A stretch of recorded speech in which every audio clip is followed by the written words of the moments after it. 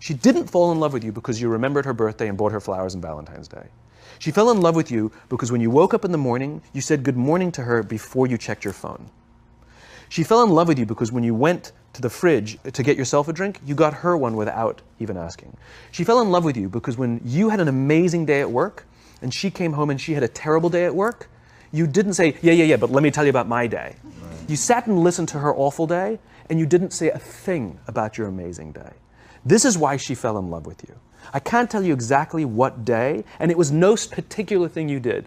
It was the accumulation of all of those little things that she woke up one day and as if she pressed a button, she goes, I love him. And the same with the relationship. It's not about the events. It's not about intensity. It's about consistency. Do you love your wife? Yes. Right? Prove it. Like, what's the metric? Give me the number that helps me know, right? Because when you met her, you didn't love her, right? True. Now you love her, right? Tell me the day the love happened. It's an impossible question, right? But it's not that it doesn't exist. It's that it's much easier to prove over time, right? So all leadership is the same thing. It's about transition. So if you were to go to the gym, right? It's like exercise, right? If you go to the gym and you work out and you come back and you look in the mirror, you will see nothing.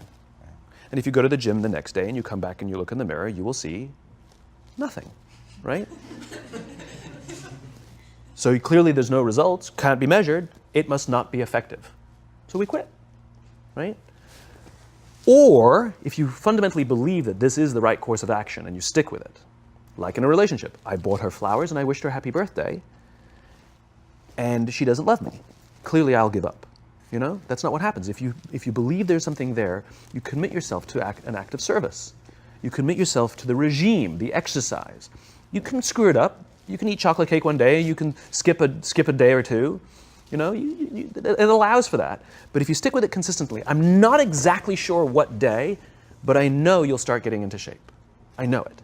And the same with the relationship. It's not about the events. It's not about intensity. It's about consistency, right? You go to the dentist twice a year, your teeth will fall out. You have to brush your teeth every day for 2 minutes. What does brushing your teeth twice a day for 2 minutes do? Nothing. Unless you do it every day, twice a day for 2 minutes, right? It's the consistency. Going to the gym for 9 hours does not get you into shape. Working out every day for 20 minutes gets you into shape. So the problem is we treat leadership with intensity. We have a 2-day offsite, we invite a bunch of speakers, we give everybody a certificate, you're a leader, right? Those things are like going to the dentist. They're very important. They're good for reminding us or getting us back on track, learning new lessons. But it's the daily practice of all the monotonous, little, boring things like brushing your teeth that matter the most. She didn't fall in love with you because you remembered her birthday and bought her flowers on Valentine's Day. She fell in love with you because when you woke up in the morning, you said good morning to her before you checked your phone. She fell in love with you because when you went to the fridge to get yourself a drink, you got her one without even asking. She fell in love with you because when you had an amazing day at work and she came home and she had a terrible day at work, you didn't say, yeah, but let me tell you about my day. Right. You sat and listened to her awful day and you didn't say a thing about your amazing day. This is why she fell in love with you. I can't tell you exactly what day, and it was no particular thing you did. It was the accumulation of all of those little things that she woke up one day and as if she pressed a button, she goes, I love him, right? Leadership is exactly the same. There's no event. There's no thing I can tell you you have to do that your people will trust you. It just doesn't work that way. It's an accumulation of lots and lots of little things that anyone by themselves is innocuous and useless. Literally, pointless by themselves. People will look at little things that are good leadership practices and say, that won't work. And you're absolutely right. But if you do it consistently, and you do it in combination with lots of other little things, like saying good morning to someone, that looking them in the eye.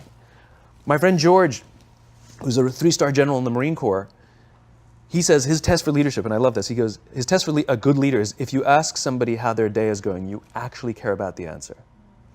Right? The number of times we're walking to a meeting, we're rushing, we go, how are you? Not good, I got to get to you later, I'm late for a meeting. Right. If you ask the question, you were standing there and you were listening to the answer.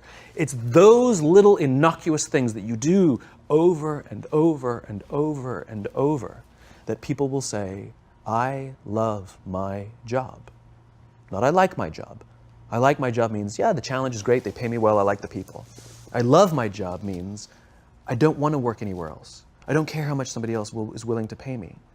I'm devoted to the people here, and I care desperately about the people here as if they were my family. In business, we have colleagues and coworkers. In the military, they have brothers and sisters. That's how they think of each other, right? If you really have a strong corporate culture, the people will think of each other like brothers and sisters. It's like a family, right? No, brothers and sisters. Deep love. Fight, but the love doesn't go away, right? Bicker, the love doesn't go away. And I'll fight with my sister, but if you threaten my sister, you're going to have to deal with me. Right. Right? We'll fight internally, we'll bicker with each other, but nobody's going to hurt each other. And if anything from the outside shows up, you're looking at a unified front. Brothers and sisters. Now, how do you create brothers and sisters out of strangers? Common beliefs, common values. You know, parents, in other words, executives who care about their children's success, who care to raise their children, teach them skills, discipline them when necessary, help them build their self-confidence so that they can go on and achieve something more than you could have ever imagined achieving for yourself. That's leadership, an absolute love and devotion for the people who've committed their lives to this enterprise.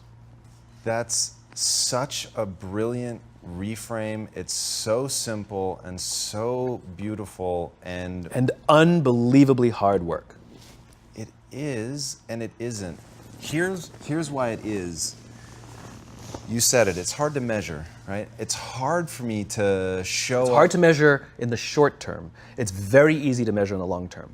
Over the long term, the traditional metrics will go up. All your revenues, profits, market share, the traditional metrics will go up, and more importantly, they'll go up more stably, right? You will be able to weather hard times better because the people will come together, they won't abandon ship, right? Over the long term, the traditional metrics are just fine. But also over the long term, your churn will go down, right? You won't be going through employees as much, right? Over the long term, you'll find that loyalty is much higher, that people will turn down better paying jobs, right? Over the long term, all the traditional metrics are just fine, and then some. It's only the short term that it's hard to measure. I'm going to say, though, there's something in between those two, in the middle, to know, because with working out, so to use your analogy, if you had to go to the gym for 6 months before you saw any sign of change, no one would do it, right?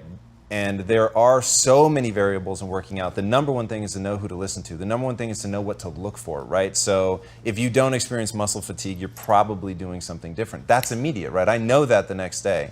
If you experience muscle fatigue and don't notice any change within a few weeks, you're probably not eating right. So there really are things that you can look at because you're doing the damage to the muscle, but you're not giving your body the nutrients that you need to actually build the structure back up. All that's still true. So I'm sitting here thinking, can it really be as simple as, like, I have a growing belief that part of what you could write down as a leader's job is to connect. Now, how do we connect? You've given some very simple examples, and they're all incredibly real. Asking somebody how their day is and actually waiting to hear the answer and caring about what the answer is. Time spent together, right? I couldn't have a very effective relationship with my wife if there actually isn't time together. And one of the things that I have personally struggled with is, as the organization has grown, just time with any individual becomes more and more difficult.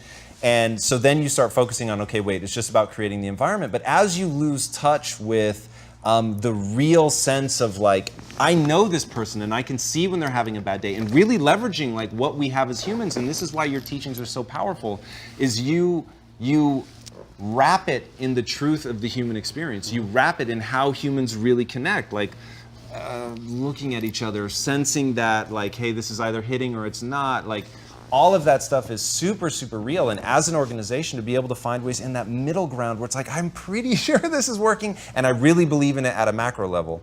But I just want to know, because there's so many paths, right? And you could nudge sort of one way or the other to create something that, and maybe it's as simple as, here's what I am using this right now.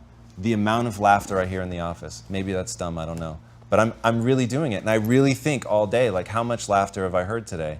And I feel like when everyone is making really taking an effort to connect with each other, to provide empathy and all that, there's a lowering of people's defenses, and just a sort of natural outpouring of that is joking around. And so you hear this laughter bubble, and when things get really tense and stressful, I literally feel like you could have a decibel meter and just feel it coming down? Yeah, I mean, look, it's a human thing. So just as you know how your body feels after a good workout, and you know how your body feels after a big greasy meal, you know that one is good for you and one is not, despite what it may taste like. And that's the problem with short-term gains, right? They feel really good in the short term. So we're highly trained social animals. We're highly adapted social animals. We can feel social awkwardness, and we can feel when things are going well. You can sense it. You say you have this sense of laughter, around the office. Like we don't walk around with blinders. We're like I said, we're made to do this. That's why we can assess if somebody's trustworthy or not. That's why we keep our walls and we're like, yeah, his results are great, but I wouldn't trust him, right? As opposed to letting down your be like, I trust her with anything. I trust her with my kids, my money, anything, So we're highly attuned animals, and so we're good at sensing it. But I will say there is a caveat to your metric of laughter, which is a decent one, is that scale breaks things. Right? In human beings. As I said before, we're not made for populations bigger than about 150-ish. It's called Dunbar's number. Robin Dunbar, a professor from Cambridge University, theorized that we cannot maintain more than about 150 close relationships. And the way he defined a close relationship is, if you're at a bar with a bunch of friends and somebody comes in, would you ask that person to join you or not? And it's about 150 that we would ask them to come join us. Right. And if you think about the reason, that actually makes perfect sense, which is there's two limiting factors. One is time. If you only gave 2 minutes to every person you know, you'd make no close friends. And the other one is memory. You just can't remember everybody. And so this is where leadership becomes very, very interesting, because if you have a company that has a lot of people, 5, 6, 7, 800 people, 1,000, 2,000, 5,000 people, clearly you can't know everyone. And clearly as a CEO, like, I care about every single one of my people. You don't even know. Some of the people you work for who work for you are bastards. You don't care about them, right? So it's a nonsense statement, right? But what you can say is, I desperately care about the people whose names I know and whose faces I recognize. And I care desperately about my leadership, and I instill in them every day that I will give them the tools, and I will take care of them with one purpose and one purpose only, that they will take care of the people in their charge. And I want those people to take care of the people and instill in them that they take care of the people in their charge. And then by the time you get down to the masses, where the actual 1,000 exist, because of the seniors it's like 20, right? Where the real 1,000 exist, they feel about 150 of them can look to one of their direct leaders, to one of their direct managers, and say, that person cares about me. That's our boss, that's my leader. Not the leader, it's the CEO.